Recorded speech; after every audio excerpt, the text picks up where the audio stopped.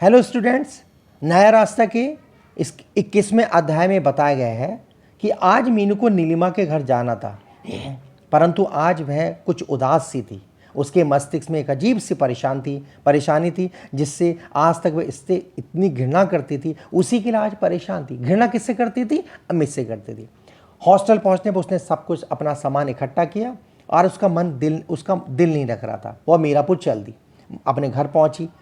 उसकी माँ ने उससे पूछा, बेटी तुम्हारे पेपर कैसे? उसने कहा कि माँ मेरे पेपर अच्छे हो गए हैं। उसकी माँ ने पूछा, बेटी तुम उदास क्यों, क्या बात है? तब बेटी उन्होंने कहा, माँ मैं बिल्कुल ठीक हूँ। मीनू को मीरापुर आए लगभग 2 महीने हो चुके थे, लेकिन वो कभी भी खुश जैसी नज़र नहीं आ रही थी। घर में सब उसे हंसाने की कोशिश करते, परंतु उसके चेहरे पर धूमिल सी मुस्कान आकर ही रह गई थी।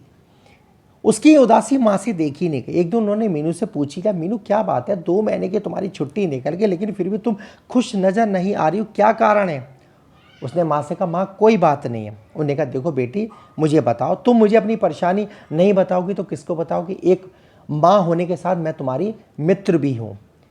जब माँ ने इस प्रकार के शब्द कहा तो उसने दोनों आपस में बातें कर रही थी, तब तो उनके पिताजी भी आ गए। पिताजी ने पूछा, बेटी अब तुम्हारी पढ़ाई भी समाप्त हो गई है, अब तुम्हारा शादी के बारे में क्या विचार है? तो मीनू ने खैर कहा कि पिताजी मैं चाहती हूँ अपना प्रैक्टिस शुरू करने के बाद ही विवाह की बात सोचूं। बेटी बात तो ठीक है, परंतु हम चाहते कि तुम्हारा विवाह हो जाता तो हम अपनी चिंता से मुक्त हो जाते। मेरी भी तबीयत कुछ ठीक सी नहीं रहती। आप मेरी चिंता न कीजिए पिताजी, आप अपनी बेटी पर विश्वास रखिए, यह सदैव आपका मस्तक ऊंचा ही करे। हाँ बेटी, तुम मेरी बेटी नहीं वरन एक होनहार बेटा हो, परंतु फिर भी समाज के कुछ नियम होते हैं। जब तक बेटी का अपना घर नहीं हो जाता तब तक माता पिता को चैन कहाँ मिलता है। तभी मीनू बात पलटते हुए बोली पिताजी से, पिताजी आजकल मेरा परीक्षा फल आने वाला है और मैं चाहती हूँ कि मैं तुरंत ही रजिस्ट्रेशन कराकर प्रैक्टिस शुरू कर दूँ। ठीक है मीनू, जब इतना पढ़ी लिखी हो तो प्रैक्टिस शुरू कर देनी चाहिए, पर कहाँ करने का विचार है? मीनू कहती है कि मैं सोचती हूँ इस बार मैं जो है मेरठ ही मेले सही रहेगा। मेरठ, तुम्हारी मेरठ की इच्छा है तो मेरठ में प्रैक्टिस शुरू कर लेना, तुम्हारी खुशी में ही हमारी खुशी है। यह कर पिताजी वहाँ से चले गए। कुछ देर मीनू माँ से चुपचाप बैठी रही। तभी माँ पूछ बैठी, मीनू बेटी तुमने मुझे बताया नहीं।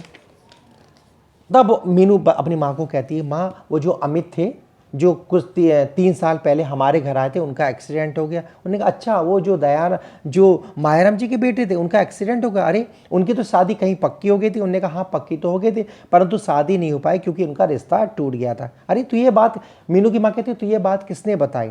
वो कहती है, अमित जो नीलिमा के पति सुरेंद्र जी का घनिष्ठ मित्र है, उन्हीं के यहाँ अमित से मेरी मुलाकात हुई। अच्छा तो अमित ने तुझसे कुछ कहा था? मीनू की माँ ने पूछा।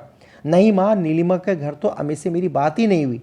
तब फिर तुझे बात कैसे पता चली? एक बार तो नीलिमा ने ही मुझे अमित के विषय में बताया था। वैसे जिस दिन मैं यहाँ आई थी उस दिन अमित से अस्पताल में मिलकर आई थी, उस दिन उसने मुझे सारी बातें बताई थी। अच्छा, पर इस बात को तो 3 वर्ष हो गए, उसने अभी तक शादी क्यों नहीं की? जब अमित के माता पिता ने मेरा रिश्ता अस्वीकार कर दिया था तब अमित ने बहुत आत्मग्लानि महसूस की। नीलिमा से उसे इस बात का पता चल गया था कि इस रिश्ते के अस्वीकार होने से मेरे मन पर क्या असर हुआ है। अभी मीनू अपनी बात पूरी नहीं कर पाई थी कि रोहित ने प्रसन्न मुद्रा में कमरे में प्रवेश किया और अपनी बहन जो मीनू है उसको अपनी बाहों में उठा लिया और कहा, माँ ने पूछा, भाई रोहित क्या बात है, तुम बड़ी खुश नजर? उन्होंने कहा, हाँ आज मीनू दीदी का रिजल्ट निकल गया है, सब खुश हो गए। और क्योंकि आज मीनू को एक आभास हो रहा था कि वह एक अबला नारी नहीं वरन उसमें भी कुछ करने की क्षमता है। मीनू की सफलता को देखकर माँ की प्रसन्नता का ठिकाना रहा। उन्होंने मीनू को इस जीवन रूपी मार्ग पर सदैव प्रयत्नशील रहने की प्रेरणा दी। मीनू का परीक्षा फल देखकर पिताजी भी मिठाई लेकर आ गए। जब उन्होंने घर में प्रवेश किया तो सर्वप्रथम उन्होंने मीनू का मुंह मीठा कराया और सफलता का आशीर्वाद देते हुए उसके मंगल भविष्य की कामना की। मेरठ में प्रैक्टिस शुरू करने के लिए मीनू ने रजिस्ट्रेशन करा लिया। मीरापुर में रहते हुए उज्जवल भविष्य की आशा नहीं कर सकती थी, इसलिए उसने मेरठ शहर ही अपनी प्रैक्टिस के लिए चुना। आज मीनू को मेरठ के लिए प्रस्थान करना था। उसकी लगभग सारी तैयारियां हो गई थी। जब मीनू पहली बार पढ़ने के लिए मेरठ गई थी तब उसे केवल अपने कपड़े और आवश्यक सामान ही ले जाना पड़ा था, लेकिन आज उसे अपना सारा घर गृहस्थी का सामान ले जाना पड़ा था। अभी तो मीनू मेरठ हॉस्टल में ही रहती, खाने पीने व रहने की सभी सुविधाएं थी, परंतु अब उसे एक छोटा सा घर बसाकर रहना था। पिताजी ने नीलिमा के पति को पत्र लिखकर एक कमरे का इंतजाम करा लिया था। मीनू को अब उसी कमरे में जाकर अपना छोटा सा घर बसाना था। माँ को इस बात की चिंता थी कि ना जाने मीनू को जो है पड़ोसी कैसे मिलेंगे। अब तो मीनू को वहाँ पर अकेले ही रहना पड़ेगा। उन्होंने अपनी मेहरी की छोटी बेटी राजू को भी मीनू के साथ भेजने का निश्चय किया, जिससे मीनू अकेली भी ना रहे और वह उसका घर का काम भी कर दे। जब मीनू पहली बार मेरठ गई थी तब माँ को बहुत दुख और अकेलेपन का एहसास हुआ था, परंतु आज उन्हें बहुत खुशी महसूस हो रही है, क्योंकि आज उनकी बेटी इस योग्य बन सकी कि वह समाज में अपना ऊंचा स्थान बनाकर रह सके।